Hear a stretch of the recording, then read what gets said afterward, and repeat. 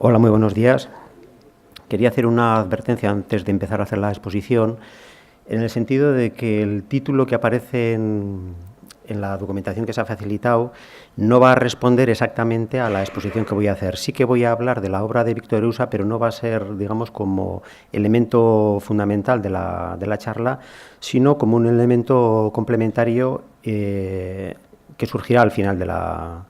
esta charla que voy a dar. En principio, uno de los temas que quería comentar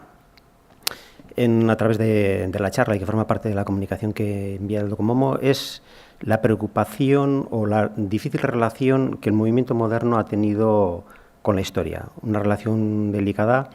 en donde se llegaba a negar la validez de la historia como elemento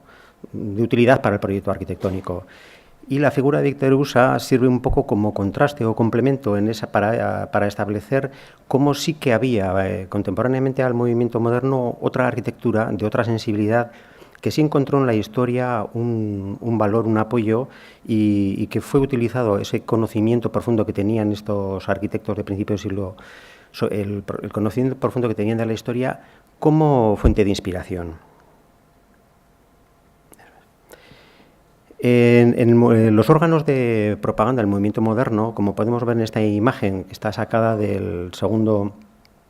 número de la revista Documentos de Arquitectura Contemporánea de Argatepac, ya se hacía un rechazo explícito a través del órgano de publicación de toda esa arquitectura histórica que de alguna manera no correspondiera a los cánones estéticos a los que ellos aspiraban. Este rechazo de la historia, en esa época de ebullición de las vanguardias, fue el movimiento futurista el que estableció de una manera más beligerante, digamos, el cuestionamiento del valor, de lo que era el pasado como elemento, digamos, de conocimiento para la historia y para la arquitectura. Cuando Sant'Elia desarrolla lo que es el Manifiesto Futurista para la Arquitectura, establece un pequeño texto que voy a leer, es muy escueto, en donde dice lo siguiente, leo: esta arquitectura no puede estar naturalmente sujeta a ninguna ley de continuidad histórica. Se refiere a la arquitectura contemporánea que se estaba haciendo. En la vida moderna, el proceso del consecuente desarrollo estilístico en la arquitectura se detiene.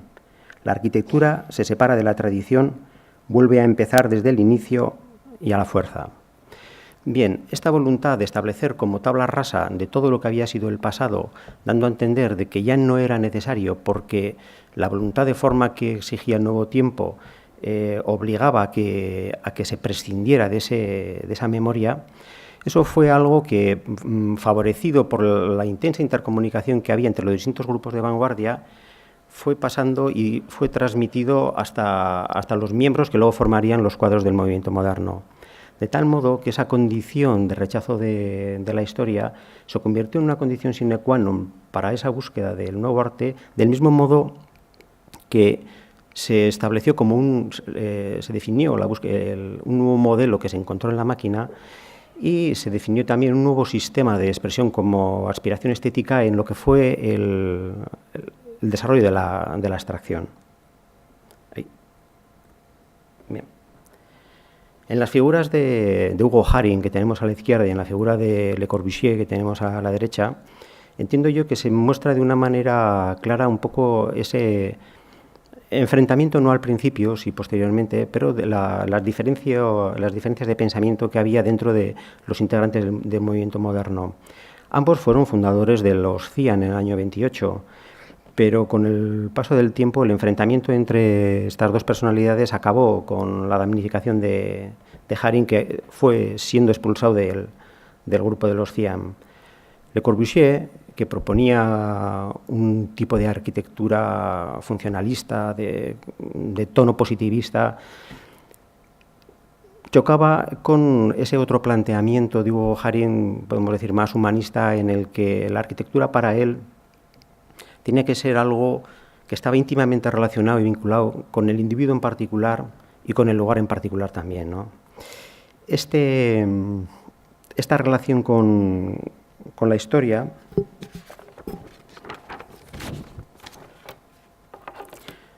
fue algo que ya existía incluso en miembros declarados posteriormente del movimiento moderno, como Gropius o Mies van der Rohe. En sus inicios, tanto Gropius, que acabaría fundando la Bauhaus, como Mies van der Rohe, participaron de esta sensibilidad estética que estaba mucho más próxima al ideario de Haring que al de Le Corbusier. En la imagen vemos el monumento a los caídos de marzo del año 21, que nítidamente queda, digamos, inscrito dentro de la obra de lo que es el expresionismo alemán, del cual Hugo Haring no solamente fue teórico, un personaje influyente y un representante. En esta otra imagen, que son de dos proyectos de Mies van der Rohe, vemos igualmente cómo todavía, por ejemplo, en la imagen de la izquierda, tenemos la representación del rascacielos de cristal que hizo para el concurso de la Friedrichstraße del año 21, y en él podemos intuir toda esa arquitectura visionaria que caracterizaba al grupo de Taut, Benzenablik, etc. Y en la imagen de la derecha tenemos el monumento a Rosa Luxemburgo y Karl Liebknecht, que del mismo modo participan no tanto de la arquitectura funcionalista, que luego sería seña de identidad de su propia obra, sino que todavía está en las claves de un expresionismo descarnado, en donde uno de los valores fundamentales que se buscaba era el carácter del edificio, en este caso es un monumento, pero bueno, da muestras de ello, tanto el carácter como la impresión, ¿no? Bien. El movimiento expresionista, a diferencia del movimiento funcionalista, no tenía reparos en lo que es el vínculo con la historia, y en ese sentido el uso de la historia se hacía de un modo, vamos a decir, casi indiscriminado, pero también era interesado, y el pasado les interesaba en toda su amplitud, tanto el pasado remoto como podía ser el pasado histórico. En estos ejemplos de Wilhelm Kreis, que vemos a la izquierda con la Torre Bismarck del año 1902, o el monumento que presentó, o el proyecto que presentó para el concurso del monumento Bismarck de Pelzig del año 10, vemos cómo toda esta arquitectura de ese momento de inicio de siglo XX se había impregnado a la hora de constituir el carácter que ellos querían específico, como de un atavismo primitivo que la hacía tremendamente característica. En cambio, unos años más tarde, cuando se desarrolla la exposición Verbund en Colonia en el año 14,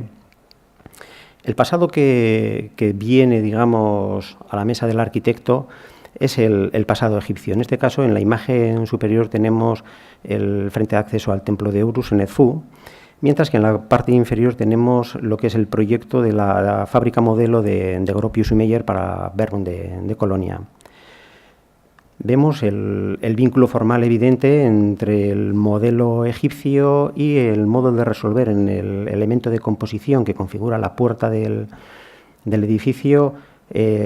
tanto la composición simétrica como la equivalencia en las partes que configuran el hueco de paso y que en forma remiten un poco, evocan a la arquitectura egipcia. Pero incluso en el muro blanco que tenemos detrás, con el estriado vertical donde están ubicadas las ventanas, podemos reconocer incluso el eco de los muros que delimitan el recinto sagrario de Zoser en Saqqara. Bien, el movimiento moderno, incluso en el propio empeño por establecer un nuevo arte que estuviera, digamos, a la altura de las expectativas que el nuevo tiempo exigía, en ese mismo empeño no hacía otra cosa, entiendo yo, sino mantener una tradición, aunque a pesar del rechazo que esa palabra producía en el grupo, podemos encontrarla iniciada en el siglo XIX, en la medida que, tanto a través de la obra de Viollet-le-Duc o de Henri Labrousse, por poner los ejemplos más señeros, encontramos ese esfuerzo por incorporar a la arquitectura esos elementos nuevos, los materiales nuevos, que consiguieran incorporarlos a la arquitectura, digamos, como elementos arquitectónicos de pleno derecho. En la imagen que vemos es la reproducción de una sala octogonal abovedada, en donde tenemos ese sistema tan característico, articulado de la estructura con elementos de fundición que solía representar en las arquitecturas que inventaba Viollet. O tenemos aquí también el empleo de ese nuevo material ya plenamente integrado en lo que es la caracterización del espacio interior, en las bibliotecas, la Biblioteca Nacional de Francia en la imagen de la izquierda y la Biblioteca de Santa Genoveva en la imagen de la derecha. Bien. Si hasta ahora digamos que el recurso a la historia era un elemento que ayudaba a configurar el carácter de la arquitectura en cuanto a expresión como objeto artístico, encontramos que luego, digamos, a través del siglo XIX, cuando se desarrollan, digamos, los esquemas, digamos, académicos de enseñanza y de composición, ofrecen también unas posibilidades de un alto interés y una alta utilidad para lo que es la organización de la arquitectura. Estas son unas plantas de proyectos de Víctor Eusa. A la izquierda tenemos lo que es la Casa Misericordia. En el centro tenemos los Escolapios y ya a la derecha tenemos la planta del Seminario Conciliar. Todos están en Pamplona. Todas estas plantas están caracterizadas por ese sistema de composición académico axial, de composición por partes, en donde se ve la agrupación está absolutamente organizada y es un elemento muy útil a la hora de organizar el proyecto, en donde podemos establecer un orden jerárquico en las distintas partes a la hora de cualificar la forma arquitectónica visual.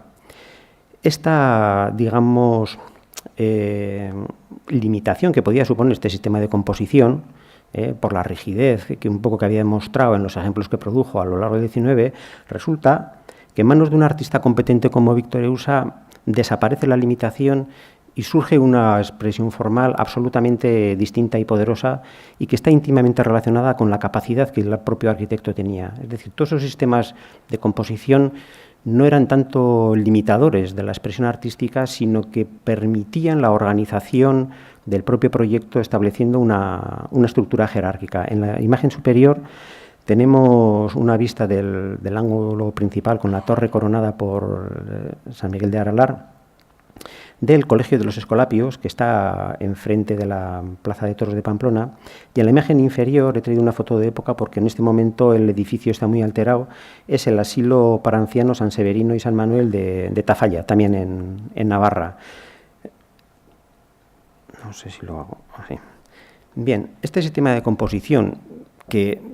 habiendo puesto como ejemplo a Eusa, se podía achacar que, bueno, pues Eusa tiene esa digamos, aureola de ecléctico, de tradicionalista o regionalista incluso,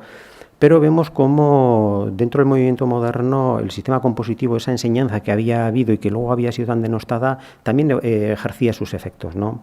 En la imagen grande que está a la derecha tenemos el Palacio de la Asamblea de Chandigarh,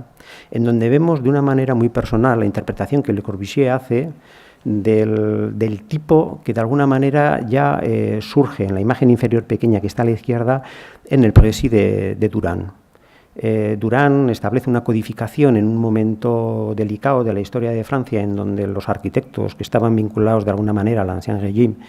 pues tienen que huir o han sido capturados. Entonces necesita establecer una codificación de los elementos de la arquitectura para que todos esos ingenieros y otros elementos que se dedicaban a la construcción pudieran dar cabida y satisfacer las necesidades